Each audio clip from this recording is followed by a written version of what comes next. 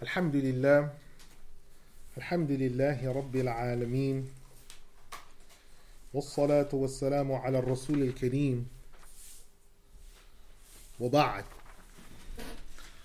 Alhamdulillah, we had read from ayat 21 to 27, but we did not finish the page.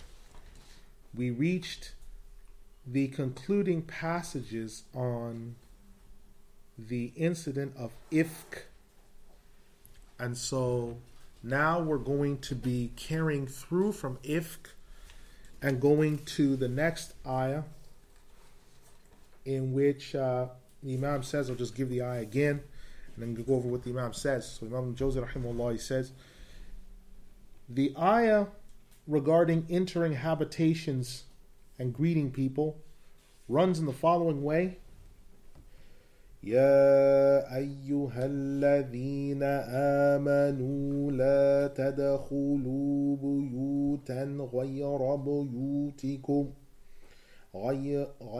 بيوتكم حتى تستأنسوا وتسلموا على أهلها ذلكم خير لكم لعلكم تذكرون.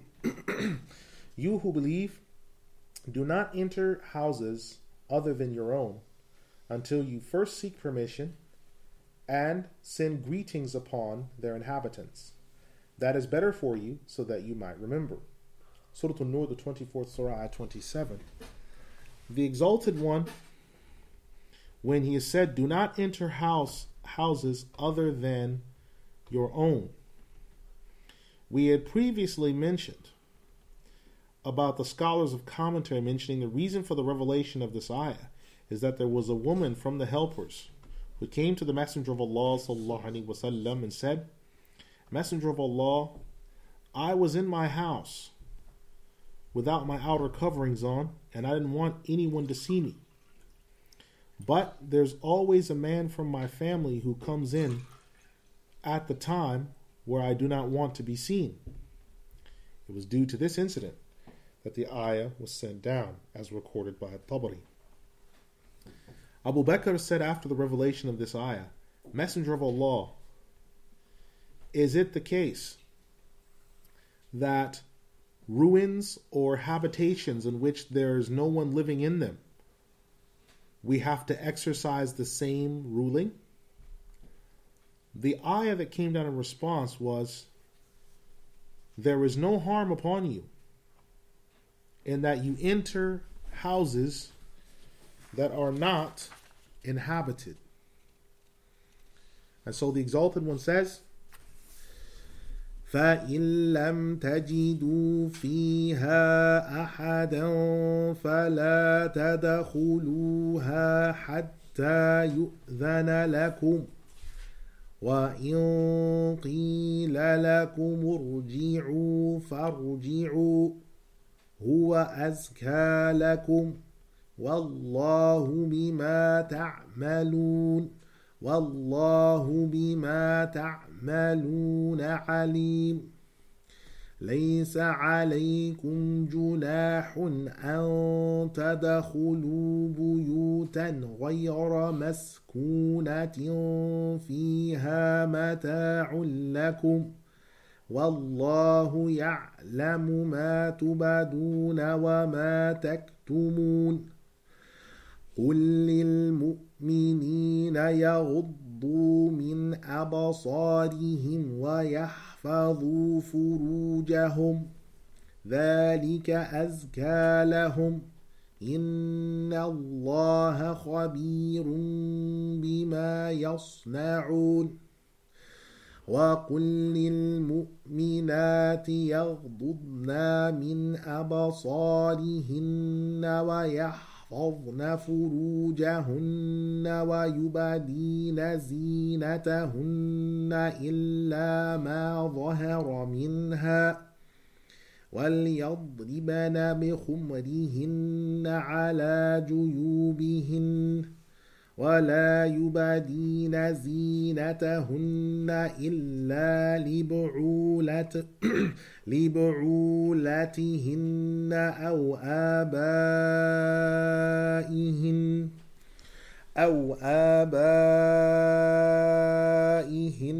أو آباء بعولتهن أو أبنائهن أو أبناء بعولتهن أو إخوانهن أو بني إخوانهن أو بني أخواتهن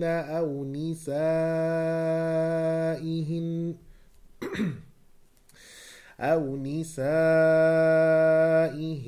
أو ما ملكت أيمانهن أو التابعين غير أولي الإربة من الرجال أو الطفل الذين لم يظهروا على عورات النساء ولا يضربن بأرجلهن ليعلم ما يخفين من زينتهن وتوبوا إلى الله جميعا أيها المؤمنون لعلكم تفلحون. And if you do not find anyone in the habitations, then do not enter the habitations until permission has been granted to you. If it is said to you, go back from where you came from, then go back. It's pure for you. And Allah knows all of that which you do. There is no harm upon you if you should enter houses or habitations that are not lived in at the time, in wherein there is some benefit or reason for you to do so. Allah knows what you conceal and that which Allah knows what you reveal and that which you conceal. Say to the believing men to lower their gaze and to guard their private parts. That is purer for them. Indeed, Allah is informed of all that which they do. Say to the believing women that they should lower their gaze, preserve their private parts, and not reveal of their finery except that which normally appears thereof. Let them bring their khumr over themselves and not reveal their finery except to their husbands or their fathers or the fathers of their husbands or their children or the male children of their husbands or their brothers or the children of their brothers or the children of their sisters or their own womenfolk or those who their right hands possess or those who are unable to, those who have no natural desire for women in that condition from the men, or the young child who has not come to know the knowledge of the affairs of women. And let them not stamp their feet so that they might be known by others what's been concealed under of their finery. Repent all to Allah altogether, O believers, so that you might be successful. Surah An-Noor, the 24th surah, ayats 28 to 31. The Exalted One has said regarding that matter, there is no harm upon you that you enter houses which are uninhabited. And the meaning of the ayah, do not enter houses other than your own homes. Meaning, don't enter homes that are not your property. And this has been made clear. Until you seek their permission. Meaning, you greet them and then you seek their permission. Greeting them and seeking their permission has to do with announcing yourself when they ask and greeting them so that you and they might know who is in question. you make yourself known so that the inhabitants of the household are aware of this, and you seek to know whether you have permission to come in. The scholars of commentary all say the way of announcing oneself upon seeking permission is the statement of the words, Assalamu alaikum, may I come in? It is not permissible for one to merely enter a house other than his own, except by seeking permission, based upon this ayah.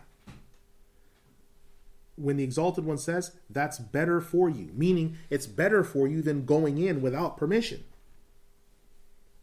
so that you might remember. Meaning, so that you might remember that seeking permission is better and take that means. Ata said to Ibn Abbas, radiallahu anh, should I seek permission for entering into the presence of my mother or my sister while we're in one house but different rooms? Ibn Abbas, radiallahu anhu, he said, is it easy for you to look upon the nakedness of your own mother?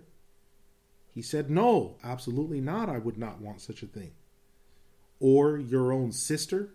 No, not ever would I want such a thing. Ibn Abbas then said, then seek permission when entering into their rooms.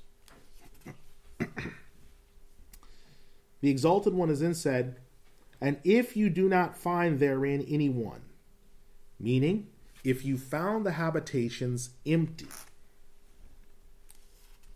then do not enter them until permission is given to you. And if it's said to you, go back to where you had come, then go back.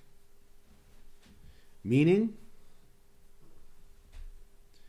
if you are sent back, then don't stand there at their doors, hanging around the residence, if you have found no one or you've been told to go back. It is pure for you, meaning it's better for you to go back and more noble. And Allah knows, meaning regarding those who enter with permission and without permission, that Allah knows about this. Now the question that comes is, has this ayah been abrogated or not? And there are two rulings regarding this ayah. The first is that the application of this ayah is general for all houses.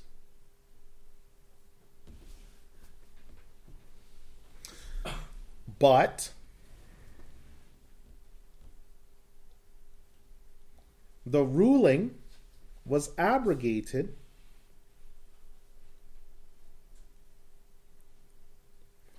only with regards to houses that are uninhabited, because Allah the Exalted says, there's no harm upon you that you enter houses that are uninhabited.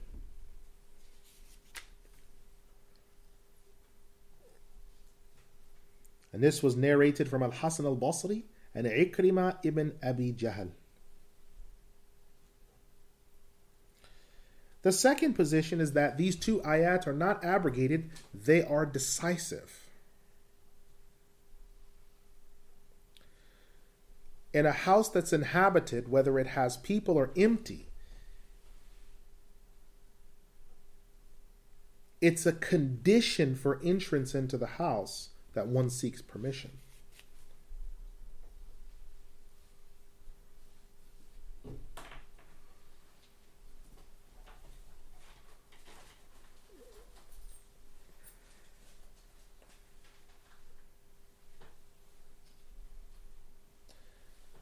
But secondly, if it's the case that there are houses with no inhabitants, there's no way to gain permission.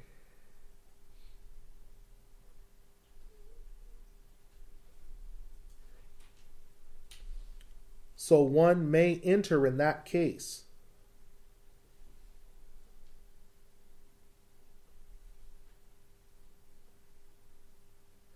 because houses that are uninhabited do not enter into the ruling of houses that are inhabited by someone. And this is the most authentic position. Close quote. What the Imam is referring to is he's taking the second position, in which he's saying, if you have a house that's inhabited, whether the people are home or they're not home, it's a condition to seek permission before entering the house. It's a shart, it's a condition. If you want to enter, you have to seek permission. If the house is uninhabited, it's not inhabited. It's not a condition to enter to seek permission. Why? Because who could give permission to you if you knocked on the door? There's no one that could give permission. So if you saw a house, you didn't know who the owner was, and it was boarded up, and you thought, I'd like to buy that house. And you went up and you looked through the boarding. It was boarded up, and you looked through some of the boards and looked inside. That's not harmful because there's no one living there. Now, the house may belong to someone, but no one's living there. So you're looking at the house with a concern of interest in whether or not to purchase or not. Because this is what Abu Bakr radiallahu was asking. Because in Medina, in Al-Madinah, and also later they would find in Mecca, there would be some abandoned houses. So he's saying, do we have to seek permission before we even enter a house that's uninhabited? But Imam Al-Jawzi, rahimahullah, his position is the second one, where he says, well, no. It can't be general in all houses, because there'd be no way to physically seek permission, because the person that probably owns that house doesn't live in there and the house is abandoned. It's not inhabited. So how could you seek permission? Now, if you say, well, you have to seek permission by going and seeing the person, but the person's not in the house. The ayah that we're asking about, the question we have is it permission to look inside or go inside of a house that's uninhabited? Not to go to the guy who's in another area. We're talking about a house that's empty, it's uninhabited. Is it permitted for you to go inside or look inside of that? Is that sinful or wrong? No, it's not. Imam Jawzi rahimahullah says in the second position. There's two positions, but he advocates the second position. Now, the Imam rahimahullah, he then says, quote, now, with regard to the statement, when the Exalted One has said, there's no harm upon you that you enter houses that are uninhabited, seeking some need.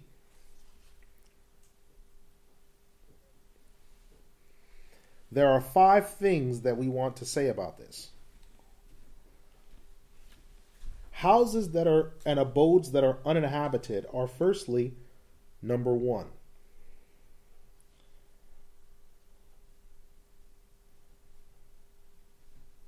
Number 1, abodes and structures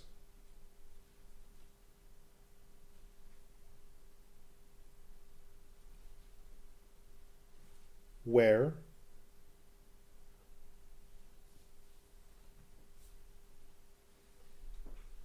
the outer shell has been built,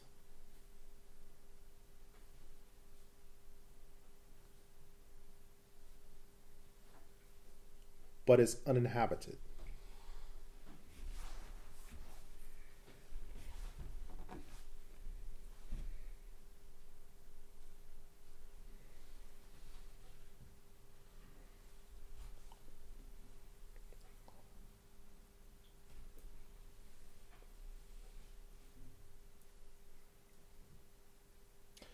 Number 2 are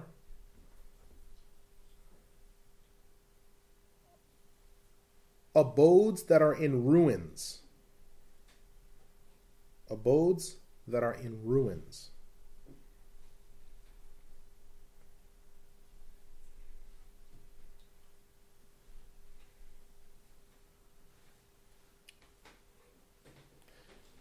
Within this second form,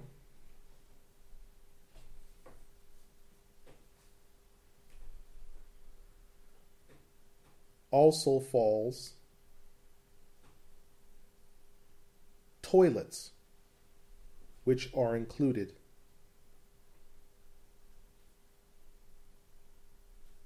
in structures that one need not seek permission. Toilets are included within structures that one need not seek permission.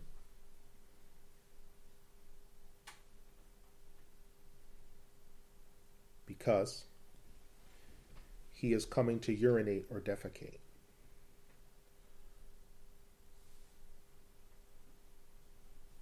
This was mentioned by Qatada ibn Da'ima and Ata.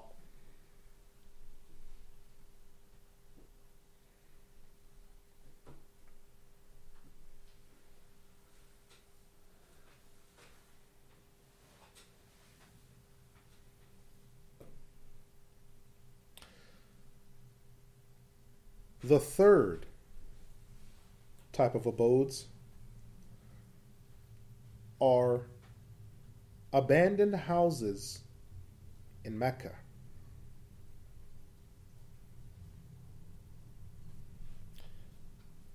This was said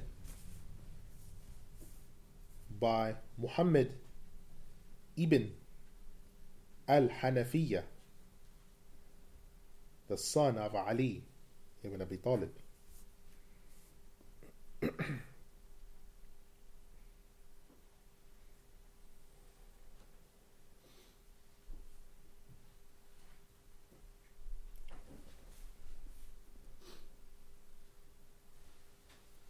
The fourth type of abode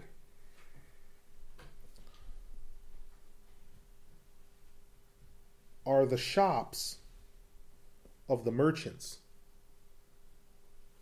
Fourth type of abode are the shops of the merchants which are located in the markets.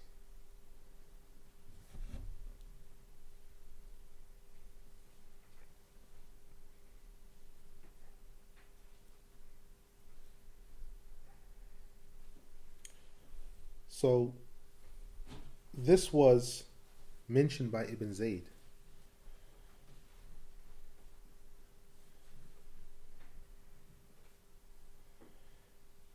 The fifth type of abode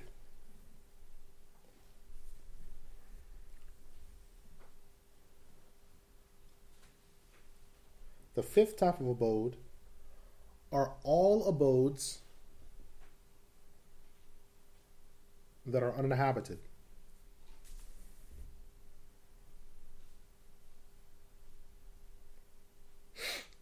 All abodes that are uninhabited.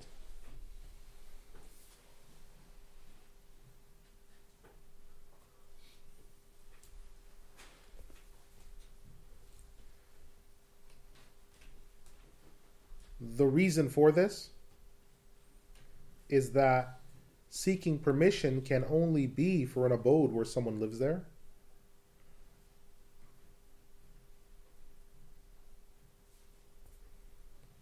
And this is the position of Ibn Jurayj.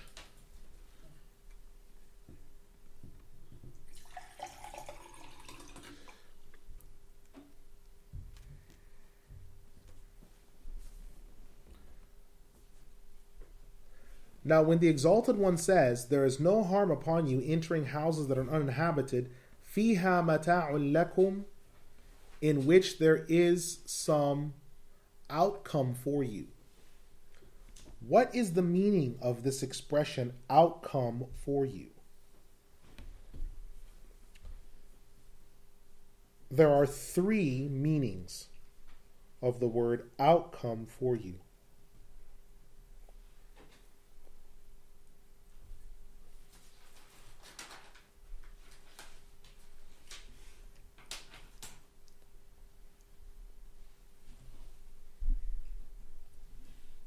Number one, outcome for you means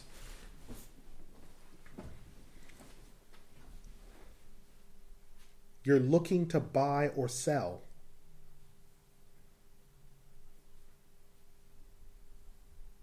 this abode or house.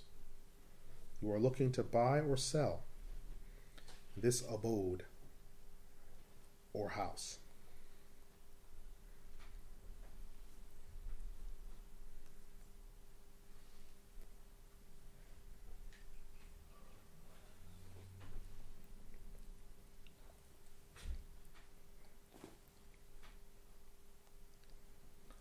Number two,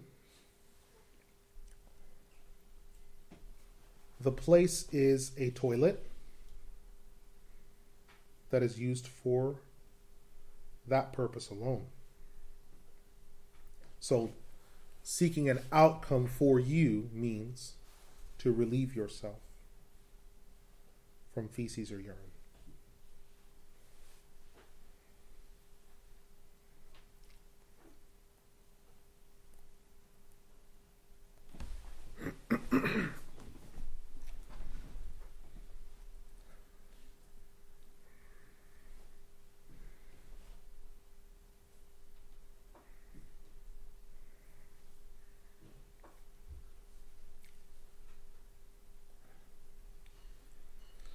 The third meaning of seeking an outcome for you is entering into these structures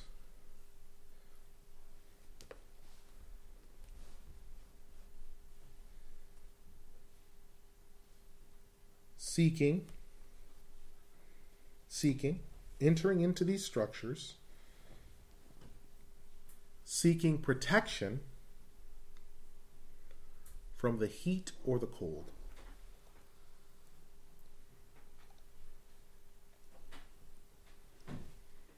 Entering into these structures, seeking protection from the heat or the cold.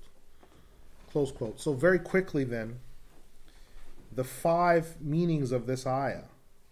Entering into, because buyut means houses, but also means structures that aren't lived in, right? One are the so when you go on building sites, you see a house is sort of a raw shell. It hasn't been built yet.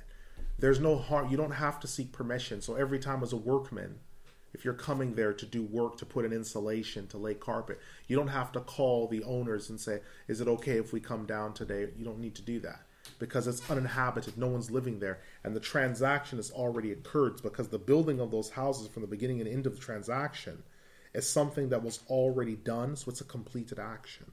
So you don't have to do it every single time. Right?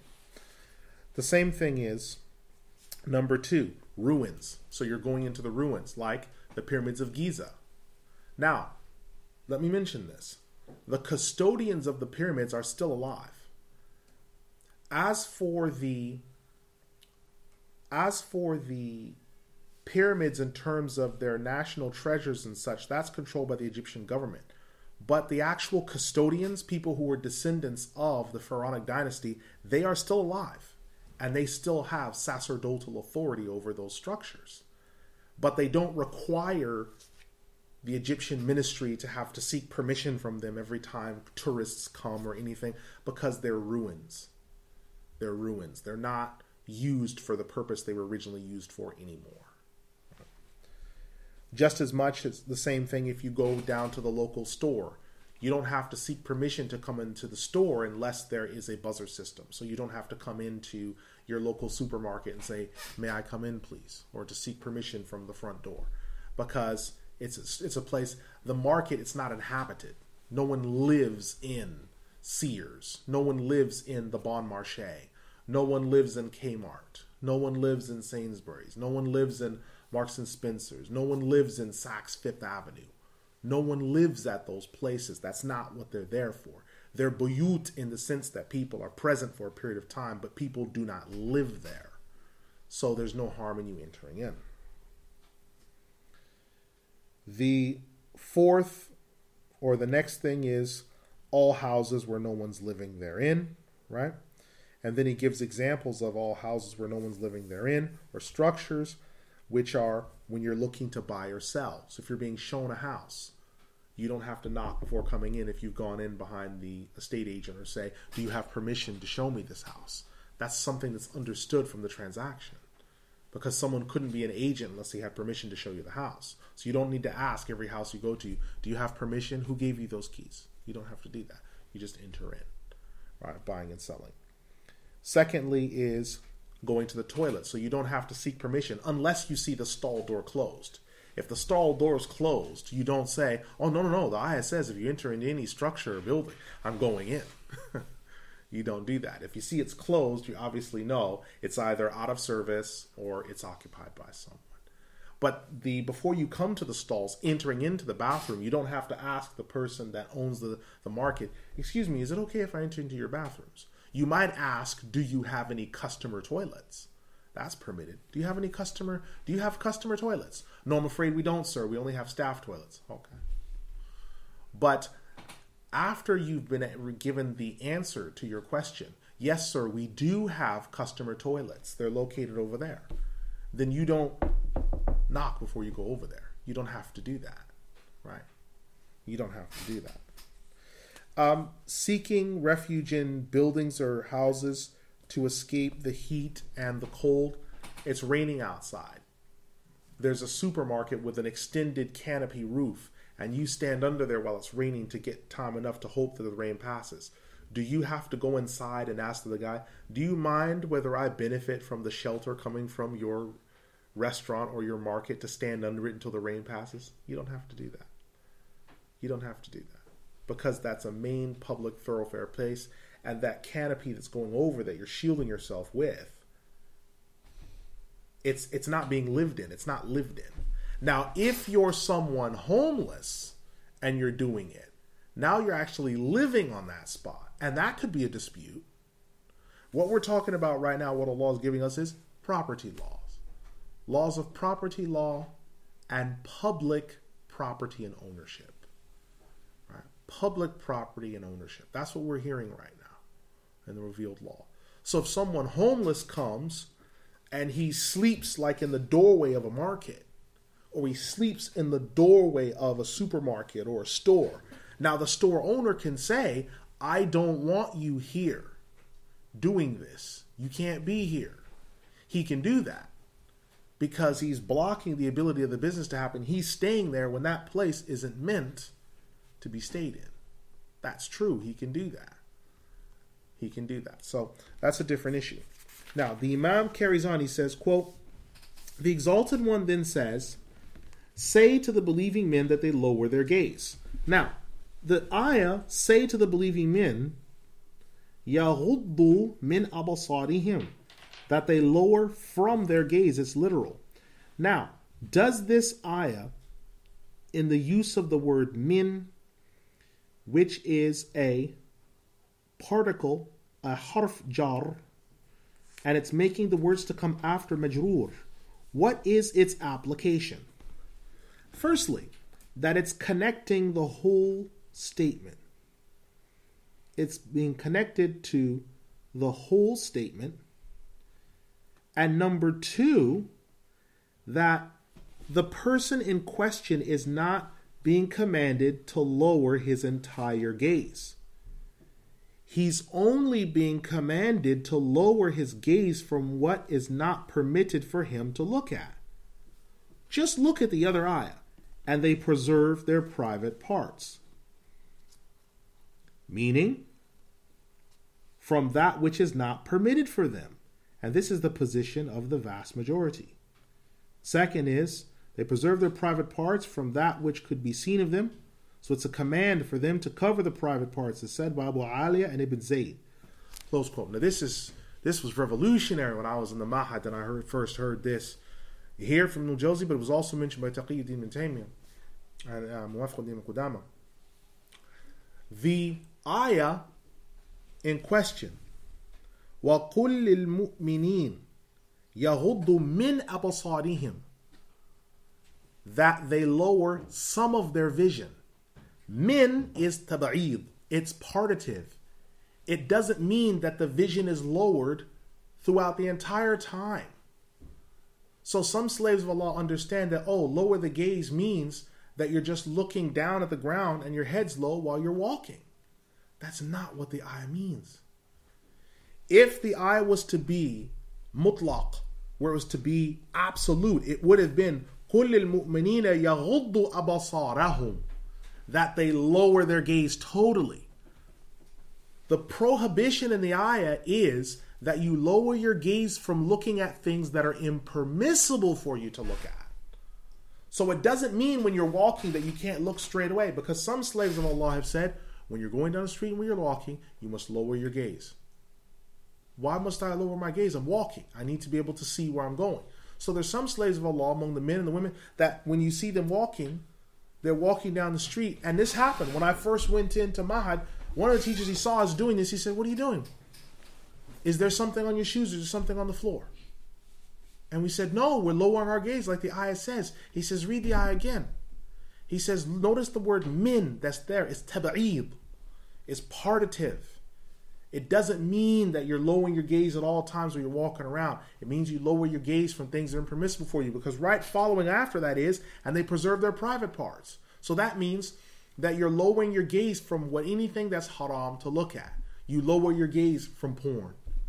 You lower your gaze from whatever. You lower your gaze from naked people. You lower your gaze from those things.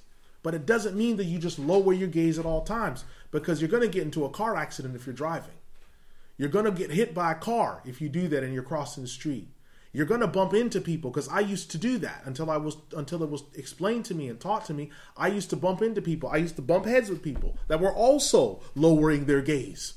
And we would crack heads because we're lowering the gaze. And then you get this pain along your traps and you don't know why you've got that pain. You think it's from training or whatever else. It's not. It's because your head, your chin is in your chest. Like how boxers hold the tennis ball to keep their chin tucked in so they don't get hit and knocked out. Your chin is in your chest 7 days of the week. So the muscles back there are strained. They're fatigued. This is one of the most misapplied ayat by laymen in the Anglosphere. Because it's giving the idea that men and women, when they walk on the street, should have their heads completely lowered. And that's not what the ayah means. Brothers being castigated because they're looking at the car window while the car's going by, or driving the car, he's looking out the window at people going by. Astaghfirullah, brother, lower your gaze. Lower my gaze from what? I wasn't looking at anything. I'm looking at people walking by and people walking their dogs. And what have I looked at? That's haram. The dog? What have I looked at? That's haram. Only Allah knows what I'm really looking at. Now, obviously, if the area that you live in, everyone is improperly clothed, then you do have to lower your gaze in that area. But you haven't been commanded in an absolute sense. Evidence? Because someone could say, well, Sheikh Ibn Al-Jawzi's position is not from the first few generations. I'm going to give you an evidence. And it will make you rethink how you understand this tribal thing that we've been given, some of us. One of the greatest hadith, the scholars of hadith that ever lived, is Waki' ibn Al-Jarrah, rahimahullah. One of the greatest hadith scholars that ever lived.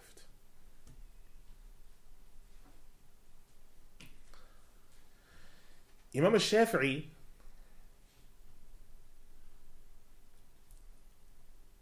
was new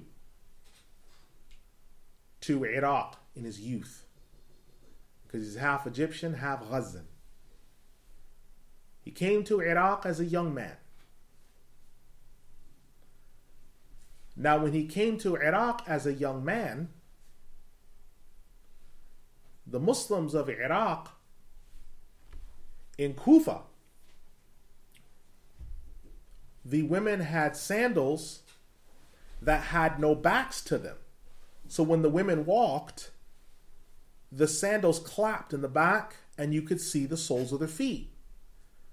The women in Al-Basra did not wear sandals like that. Their sandals had full heel in the back. The women of Al-Basra and Al-Kufa wore long dresses, but often did not have petticoats or breeches under their dresses, because the dress was long enough and heavy enough where you didn't need to wear petticoats or breeches under them. Meaning you didn't wear, the underwear that you wore, the ladies wore, was very basic, but they didn't wear another layer of breeching under their dresses because their dresses were heavy enough. Now I'm coming to the point. Imam Shafi'i one day is walking and the wind blows up and he sees the quadricep of one of the Iraqi women by accident. and he turns his face away. And he says, after that, I had difficulty remembering some of my lessons.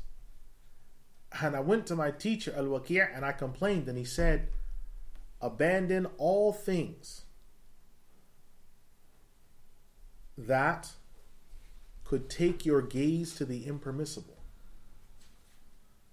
Now remember, he narrated his entire escapade adventures to Al-Bakri, including the first time of seeing the soles of feet of women, because he never saw this.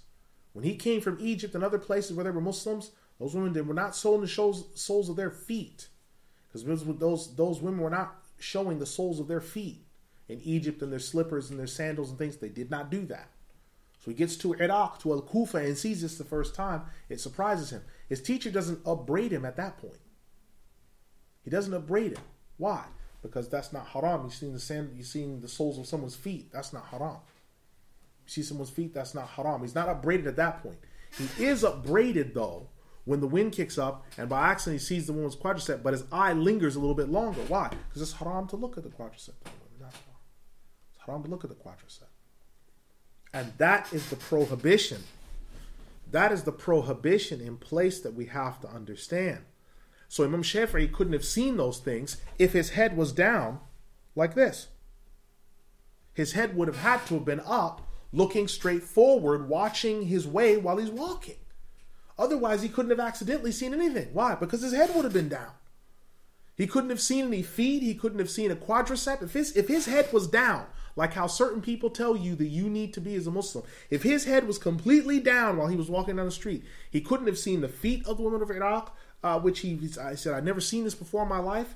And number two, he also couldn't have seen the quadricep by accident. He couldn't have seen it. So it means what? It means that he didn't understand the ayah the way that we did. And Waqi' he didn't give him this ayah and say, what are you doing, astaghfirullah? You shouldn't be able to see anything. Your head should, Allah says, lower your gaze. No. It says, قُلْ لِلْمُؤْمِنِينَ يَغُضُّ مِنْ أَبْصَارِهِمْ, that they lower some of their gaze, not all of it. Next time you get a chance when you're driving, try to lower your gaze. If you get here, I'd love to meet you and talk with you about it. I'd love to meet you and talk with you about it. Next time you're flying a plane as a pilot, lower your gaze. I'd love to see how you get into Singapore airport. See how you do. See how you do. Next time you go jogging, lower your gaze. I'd love to see how your jog is. Next time you're riding a motorcycle, what are you looking at the road for? Lower your gaze. Love to see how you make it. This is the principle. So the Imam is making a very clear principle. Now, let's go to what he says after this. He says, quote, that is, ذَلِكَ, this is indicating the lowering of the gaze as well as preserving the private parts is better for them, meaning better for those involved being addressed and more virtuous. Indeed, Allah is informed of all of that which they do, meaning what they do with their eyes and what they do with their private parts.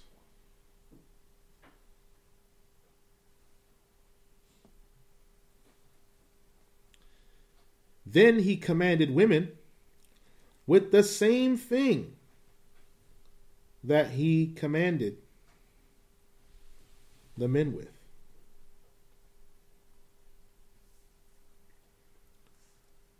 The Exalted One says,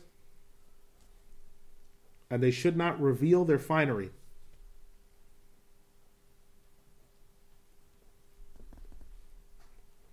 The finery, they should not reveal it to a non-mahram.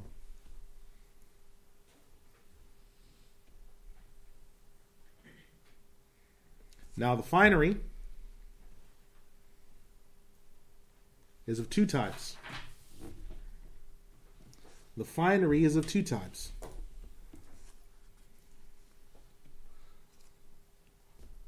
One type of finery are bracelets,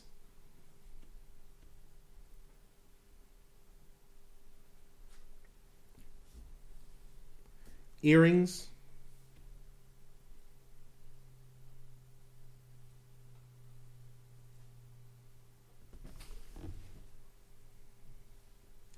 necklaces, and anklets.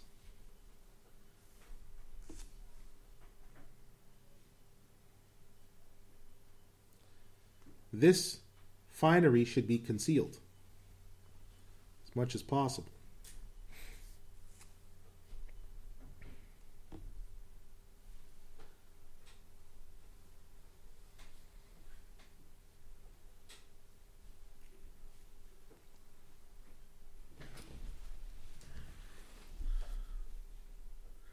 The second type of finery is the external finery.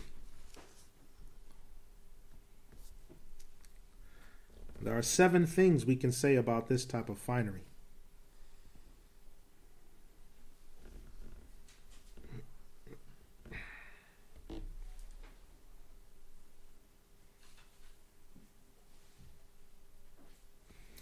The first is that the external finery refers to the clothing. This is said by Ibn Mas'ud radiyallahu anhu.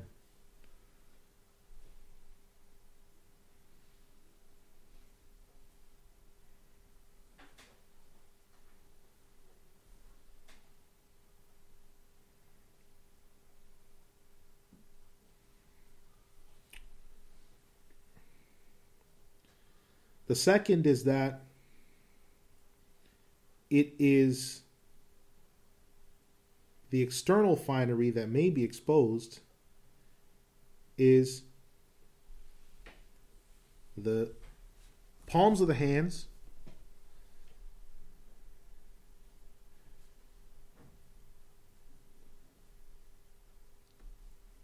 jewelry on the fingers,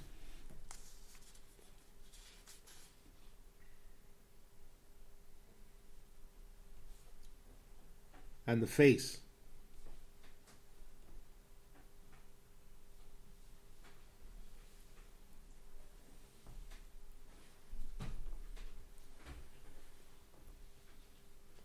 Thirdly,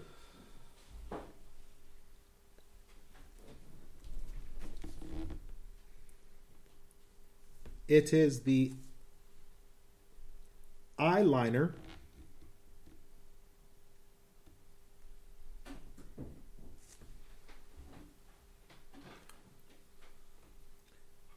and any finger jewelry.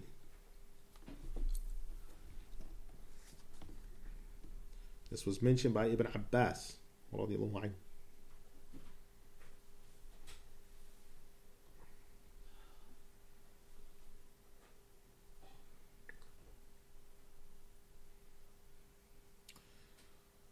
Number 4 is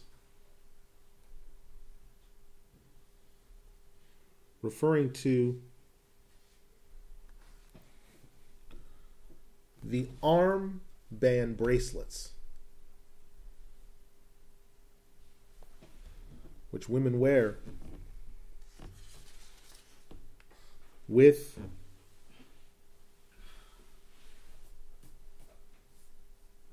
the finger rings and eyeliner.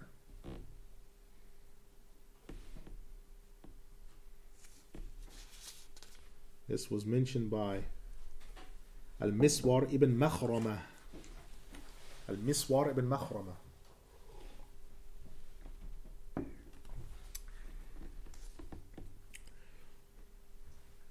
Number 5 is the Hanna on the hands and the feet.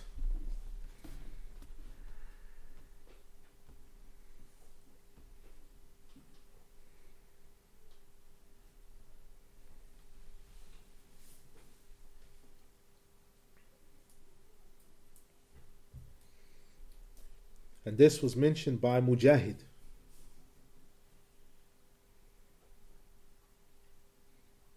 The 6th is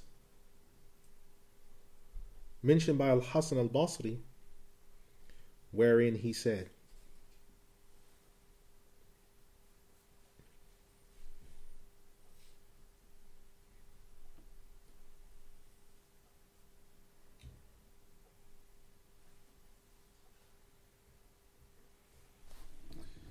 it is all jewelry on the arms and finger jewelry as well.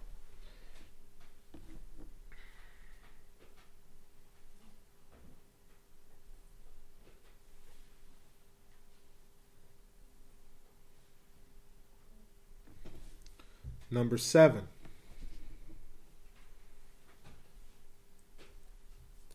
Number 7 is the legal definition of the face in the revealed law.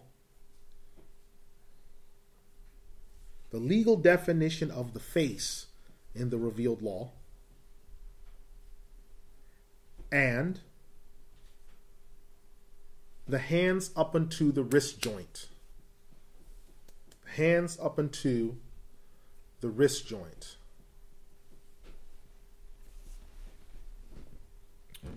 This was mentioned by Ad-Dahhak.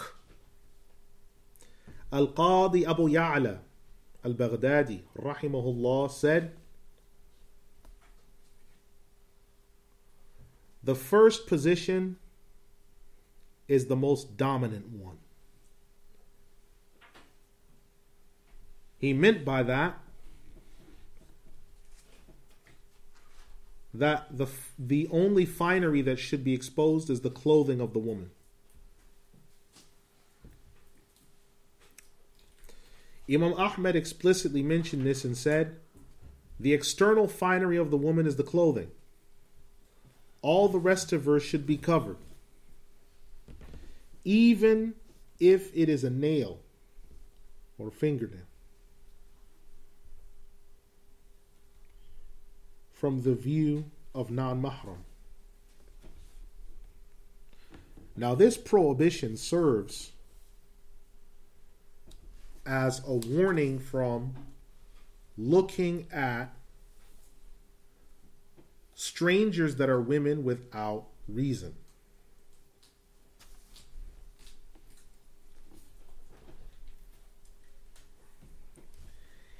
If there was a reason to look at a stranger that was a woman, for example, he needed to marry her,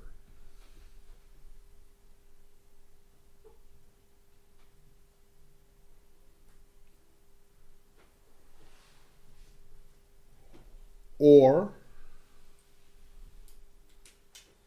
he was testifying in a case in court as a witness. In this situation, he looks at her face.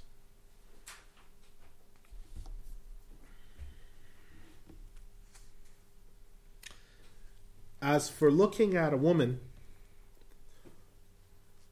that is a stranger without reason, it's not permissible,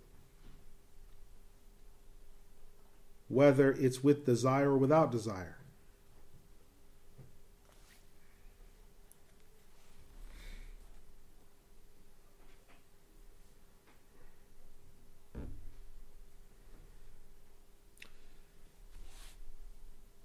And whether or not it's the face or the hands or other parts of the body.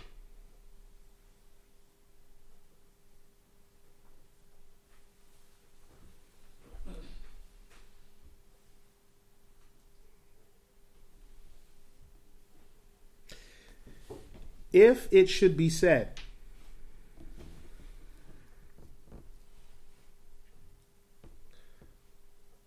well then, why is it that the woman revealing her face in the prayer doesn't nullify the prayer? The answer to this question is that covering the face in prayer could cause difficulty, so she's pardoned from doing this in the prayer when there's no issue. When the Exalted One says, let them wrap their khimar. So the word khumar is the jama'. It is the plural of the word khimar. It is what covers the head of the woman. So, the ayah, let them wrap their khimars as they are over themselves. It means by doing so, let them cover their hair, their ears completely, their necks.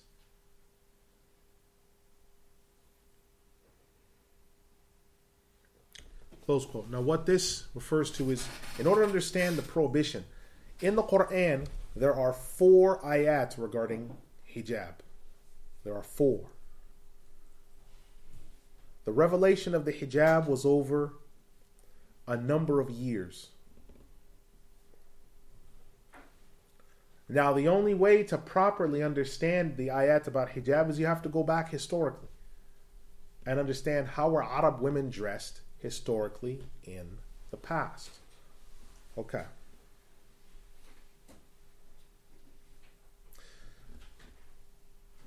If you go to Imam al-Tabari's Tafsir, Jami' al-Bayan, you go to Imam ibn Kathir's condensing of it,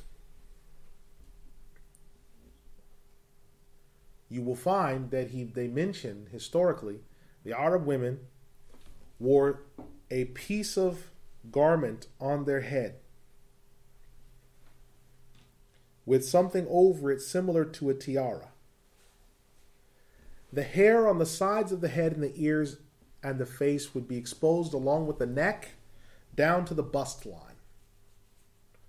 Now they were wearing khimar. In the time of the Arab women, they were wearing khimar, but it was wrapped over and then pulled over and down. So you could see the bodice, the cleavage of an Arab woman at that time. You could see her face, her ears, the earrings, the chin, the neck. She had a low-cut top in the back. You could see her back. And they were wearing skirts that went to the knees or just below. So you could see their calves, their anklets, their other things. Now the khimar was a large piece of clothing. So Imam al-Jawzi rahimahullah said, so when the prohibition, when it was revealed, he said that Allah said, cover with that their hair. Because their hair, the sides of their hair was out. The top of their head was covered. The crown of the head was covered. But the sides of the hair were out. So cover their hair, their ears with their earrings, and their necks. Right? So all of that was covered. The cleavage, all that area. And it was big enough. It was a big enough piece of cloth when unwrapped to cover that area. See, people think that often this is said, oh, where do you find hijab in the Quran? You take them right here. Here's khimar is right in the Quran. So when people say, oh, there's no mention of hijab in the Quran, yes, there is. You need to understand that hijab it's not one thing. Often if you ask someone in the English-speaking world, what is hijab? They show you a scrap of cloth. That's not hijab. Hijab is composed of several things. Hijab is the khimar, it's the jilbab, it's the fustan, it's the qurta. Hijab is composed of several things. The head covering, that's just the khimar. That's not hijab. That's part of the hijab. Just as much as if I said, would you like a cake? And you said, sure, I'd love one. And I brought in 2 dozen eggs and said, well, here you go. What is this? It's your cake. No, this is part of the ingredients that go into the cake. Now, I know this may sound revolutionary because in the Anglosphere, when people talk about hijab, they mean the head covering. They don't know anything about the fact of these 4 ayat of hijab. And people debate these points all the time. What I'm saying is to try to avoid debate on the topic because you have one of 2 issues. You're either debating on something that further research needs to be done because someone's wrong, or one of you or neither of you know what you're talking about. So why are you going to argue with someone who doesn't know what they're talking about? That makes you a fool as well. You know that he doesn't know what he's talking about. You're arguing with him. Why are you doing that? So we have two fools because you're arguing with them. So this ayah is the second ayah regarding the revelation of hijab. It's the second one in historical order. There are 4 ayat in historical order. The last one is Surah An-Nisa, the 4th surah, 60. That's the last one. But this is the second one in line. There was another one before that time. And so I want you to understand that Surah An-Noor ayah 60. Surah An-Noor ayah 60 is the 4th ayah and final ayah of hijab. The 3rd ayah is Surah Ahzab, the 33rd surah, ayah 59. The 2nd ayah is this one, Surah An-Noor, the 24th surah, ayah 31. My advice to you is you can't have any real discussion with someone about hijab if you don't know the 4 ayat on hijab, because they don't know what they're talking about. Someone wants to tell you or argue with you and say that the Bushmaster is an assault rifle that is responsible for more deaths than any other, and they know nothing about guns or weapons. So why are you going to argue with them about the Bushmaster? Why are you going to argue about the Tech 9? Why are you going to argue with them about the Uzi and which one's better, or the 70 caliber Desert Eagle, which one's better, the 50 caliber, 70 caliber? They don't know anything about guns. So the same thing is, someone's arguing with you about the hijab. Firstly, I mean, us in the room were guys, so it's not nearly of any interest. But what do you think about the hijab? I don't cross-dress, so I don't have to worry about it. You need to ask a Muslim woman. But what's more, let's say, well, I just want to know your opinion. Well, listen, it's going to take us more than a soundbite to sit down and talk about hijab, because there's 4 ayat on hijab. It's going to take more than just one. Just like there's more than one ayah on intoxicants, isn't there? And a lot of times people just give one thing. Say, oh, it's this. But sometimes it's more than that. So what I'm trying to say is, look at it from that standpoint. Now, the Imam, rahimahullah, he says, quote,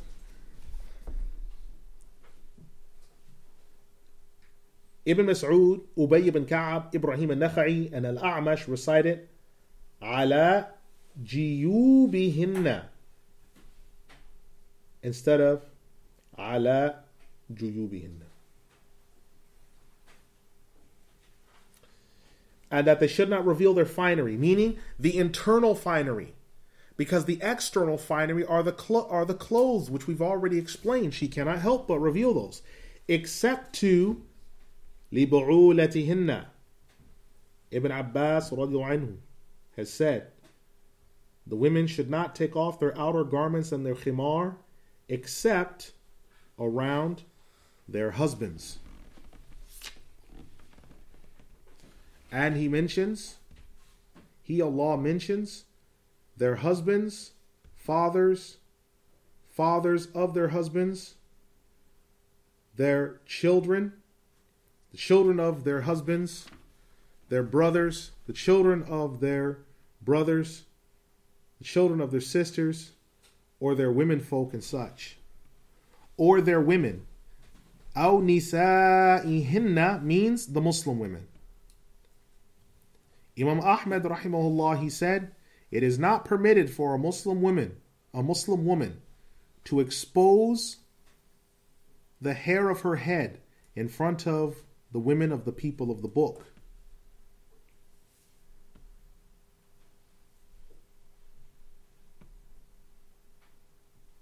This is not allowed.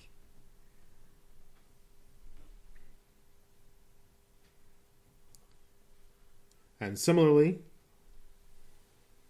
the Jewish and Christian women are not to kiss the Muslim women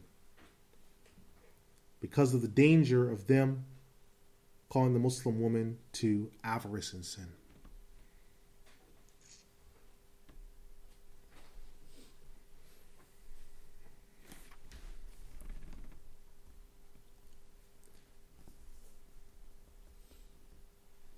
Then it's mentioned that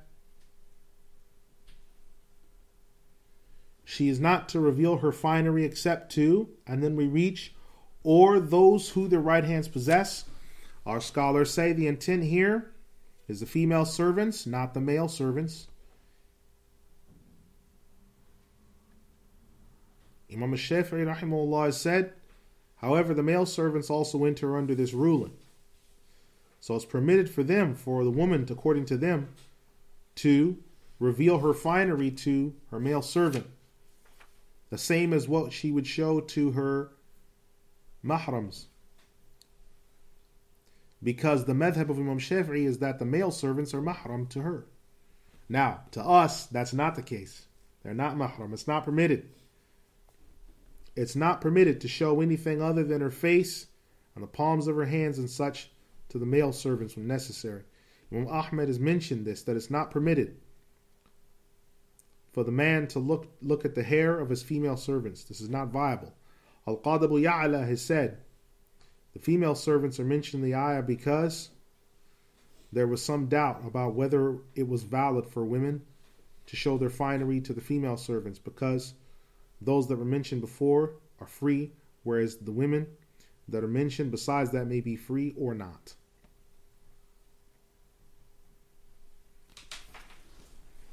And those who follow on from that, awat tabi'een, there are those who follow the people, and they're among them, moving along with them. The scholars of commentary say that this could be referring to 6 types of people.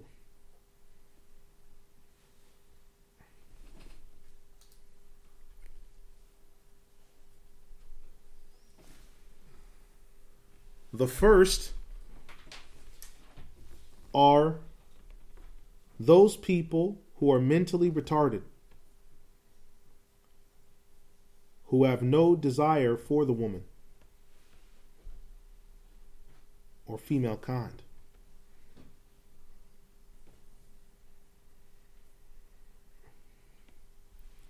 And this is mentioned by Qatada ibn Da'imah.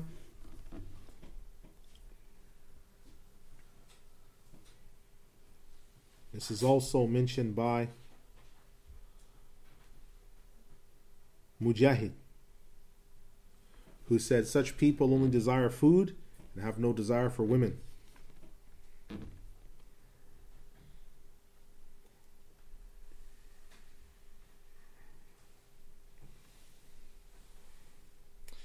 The second is the one who is a eunuch. And this is mentioned by Ikrimah ibn Abi Jahl.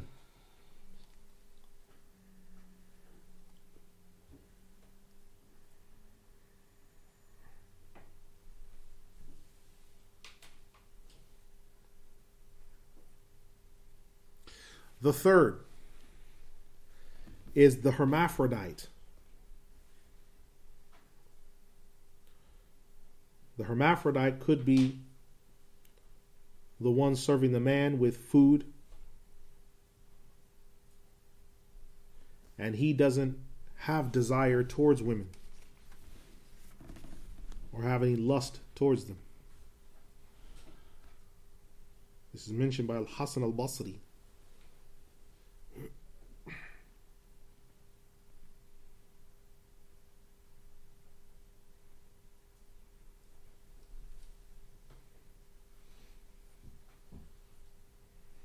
Fourthly is that it's referring to the extremely old man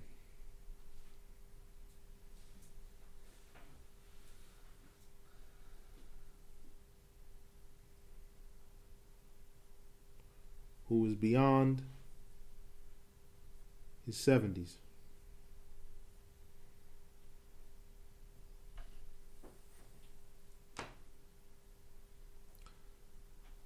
Fifthly, it refers to the servant.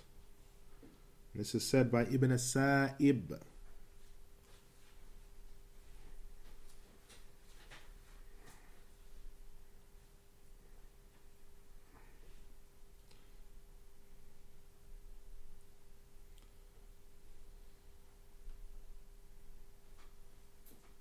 The sixth understanding is these mentioned are those who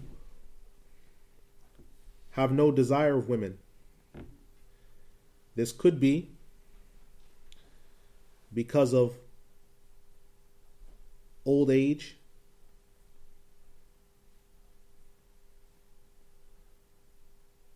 health issues,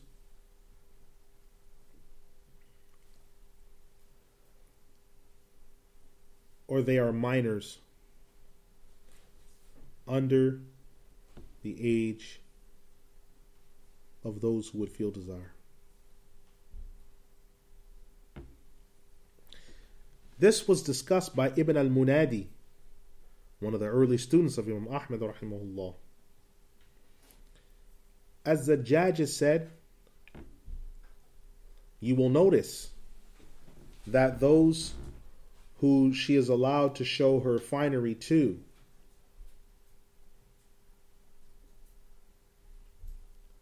are mentioned here when Allah the Exalted has said they may show their finery to them or what their right hands possess. But this is not including other than those who belong to the category from men. غَيْرُ إِلَى الْإِرْبَةِ مِنَ الرِّجَالِ, other than those who belong to the category from men. This means that they cannot show their finery to the male servants unless there is some valid need where there are no other people offered that are female. The child, the tifl, is also exempt, as they do not know the ways of females yet. They don't know about them. This was mentioned by Ibn Qutaybah. Let them not stamp their feet one over the other in order to tinkle their anklets to get attention from members of the opposite sex. And this is a warning from drawing undue attention unto oneself. Close quote. So you see here then, the Imam rahimahullah is discussing the different types, and he leaves the ayah, so repent to Allah altogether, you believers, because that's manifest enough, that's clear enough. All right. So we close here. أقول قولي هذا استغفر الله لي ولكم استغفر الله إن الله غفور رحيم يرحمني الراحمين ولا إله إلا الله. Are there any questions on what we've covered today? Yes. The categories of people who the finery can be exposed to are doctors and those sort of people. Yes. Are they included in that as well? They include in the ruling because these type of people are people like your doctors, are those people who have a need. There's a need that's there. And so they would fall under the category of either the tabi'un or tabi'in, because those are not people. A gynecologist is not going to feel that type of desire because of the nature of the work that he's doing, right? Someone, the OBGYN or someone who delivers the children, he's not going to feel that type of desire unless there's something wrong with him. And those people get struck off for malpractice and things. The vast majority of cases, it's going to be the doctor. If obviously there's not a female that is present, then the male doctor is the one that's present, and they belong to that category where it's mentioned it-Tabi'ina. They belong to that category. Yeah? Yes? What's a eunuch? A eunuch, what happened is when the Muslims came into the world, and even before the Quran was revealed, the Arabs would often run across eunuchs. Now these would be people who either they would sing or they would do certain things in imperial courts, whether it's the Persian imperial court or the Byzantine imperial court. There's some dispute over whether the Arabs had them or not in the times of Jahiliyyah. Allah knows best. But they would take the children, and when they were young, they would take a cattle band, which is the same thing. I'll explain what happens to cattle. The cattle band, you put it around the scrotum of the bull, and it cuts off the circulation to the testicles. When the testicles drop off with the band, then the effects of puberty and such don't set in because of the fact that the testicles were removed in their youth. Now, why would you want to do this to a human being? There's reasons why certain cattle farmers, people involved in animal husbandry, wanted to do it to bulls. Why do it to human beings? Because if they could sing in the court, they needed to keep their voice to keep it from cracking. So they would remove their testicles by using a cattle band. And so they never underwent puberty like how a normal boy does. His voice cracks, it becomes deeper, he starts to grow the rough hair on his underarms and his pubic area. He starts to go through the process of puberty. These young boys don't do that. And often they'd use them as guards over the ladies in waiting and princesses because they were supposed to be. Most cases they couldn't sustain an erection in that case because they had been stripped of that. They'd been castrated, really. In one way, they'd been neutered, like how people neuter cats. They've been neutered. Now, there have been cases where the testicles were removed, but there was still the possibility of sustaining erection and sexual feeling. There are cases of that, but that is few and far between. Most of the times when that happened. Now, this happened. Now, the Muslims brought that in as they fell. And this is in the later years, Muslims like the Ottomans, the Janissaries. Most of the Janissaries, well, I wouldn't say most. There were some among the Janissaries that were eunuchs. It became popular again in the Middle Ages in Italy when you had people singing opera and theater to make them eunuchs so that way you could always have the right tenor. So you had your deep voices and your high voices, and this is what they would do. When you had ladies in waiting that needed to be guarded, princesses that needed to be guarded, and they wanted to make sure that on their wedding night they would be virgins or that they wouldn't get pregnant, because in Europe at that time they didn't have any type of contraception. Contraception was there, but it was very messy, it was very difficult, it wasn't foolproof. So you needed to be sure that the princesses would not be impregnated or violated or deflowered, because if you were found to be deflowered, if you were with child, you went in the tower, and that was all people knew about you. But if you were found to be deflowered, that was also a massive social risk. So this is why eunuchs were used. So Allah mentions these, whether or not eunuchs were among the Arabs because the Arabs were doing it at the times of Jahiliyyah, or whether the Arabs acquired servants that had it. The fact that Allah mentions these people means that they were present during that time period. Any other questions? You look like you've got a question. Question? No? Stretching? Okay. I've got one. Yeah. In terms of men's hijab, what does that consider? Does Allah speak about that? Men's covering. Men's covering comes up usually later on in Surah Al-Ahzab. How men cover. As mentioned in Ahadith and in Surah Al-Ahzab, what's expected of men. This is mainly had to do with lowering the gaze from the impermissible things. And then what happened is the women covered the things that men might be able to see to make it easier for them to, okay, so now they're going to lower their gaze, and then we're also going to cover it, so then there won't be any further tribulation. All right. Final questions? No? Okay. So we say, Subhanaka Allahumma bihamdika, wa ashhadu an la ilaha illa ant, astaghfiruka wa atubu ilayk, innahu ghafurur rahim yarhamir rahimin, wa la ilaha illa Allah, wassalamu alaykum.